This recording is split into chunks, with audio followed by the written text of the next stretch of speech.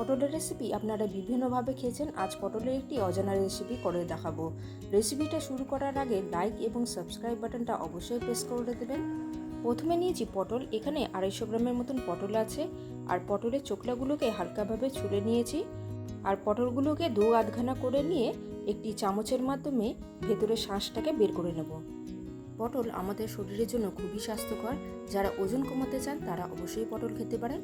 তাছাড়া পটলের মধ্যে প্রচুর পরিমাণে অ্যান্টিঅক্সিডেন্ট আছে, যা আমাদের ত্বকে বয়সের ছাপ আসতে দেয় না, আর তার সাথে কোষ্ঠকাঠিন্যের সমস্যাও দূর করে।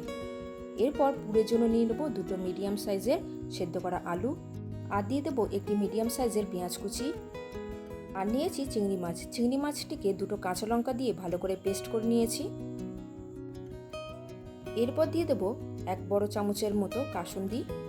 কাসুন্দি না থাকলে সর্ষে বাটাও দিতে পারেন, তবে কাসুন্দি দিলে টেস্ট একটু বেটার হয়। এরপর দিয়ে দেবো 1 টিস্পুনের মতো লবণ, 1 টিস্পুনের মতো হলুদ গুঁড়ো, আর দিয়ে দেবো 1 টিস্পুনের মতো চিনি। শেষে দিয়ে দেবো 1 ছোট চামচের মতো সর্ষে তেল।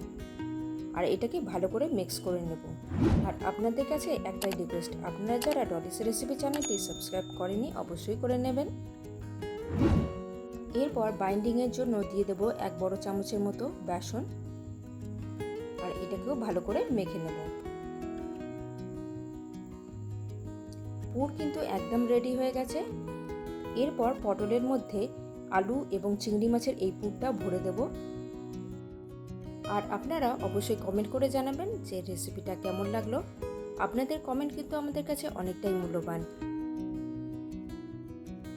এইভাবে সব পটলগুলোতে পুরগুলো ভরে নেব। দেখুন একদম রেডি হয়ে গেছে। চলুন তাহলে রেসিপিটা শুরু করা যাক। পটলগুলিকে ভাজার জন্য কড়াইতে নিয়ে নিয়েছি সর্ষের তেল। যে সাইডে পটলের পুর রয়েছে সেই সাইডটা তেলের মধ্যে দিয়ে দেব। পটলের সাইডটা যদি প্রথমে ভাজতেন তাহলে কিন্তু পুরটা খুলে যাওয়ার চান্স থাকতো। পটলগুলোতে হালকা সোনালি রং ধরে আসলেই তুলে নেব। আপনারা চাইলে এই পটল ভাজাগুলোকে স্ন্যাক্স হিসেবেও খেতে পারেন, কিংবা সিম্পল ডাল ভাতের সাথেও খেতে পারেন। এরপর একটি গ্রেভি বানিয়ে নেব। এর জন্য নিয়েছি একটি বড় সাইজের টমেটো, 5টি কাজু বাদাম, 1 ইঞ্চি আদা ও 4টি কাঁচা লঙ্কা দিয়ে পেস্ট বানিয়ে নেব। এরপর ওই পটল ভাজা তেলের মধ্যে দিয়ে দেবো 2 শুকনো লঙ্কা, আর যে পেস্টটা বানিয়েছিলাম সেটা দিয়ে দেবো। এরপর দেবো স্বাদ মতো লবণ, 1 টিস্পুন করে হলুদ, কাশ্মীরি লঙ্কা গুঁড়ো এবং স্বাদ মতো চিনি। আপনারা চাইলে চিনিটা নাও দিতে পারেন। মশলাটা যতক্ষণ না কষে যাচ্ছে এবং তেল ছেড়ে যাচ্ছে ততক্ষণে কষে নেব। দেখুন তেলটা অনেকটাই ছেড়ে এসেছে। এরপর দিয়ে দেবো সামান্য জল। আপনারা দেখতেই পাচ্ছেন ঝোলের রঙটা কত সুন্দর এসেছে।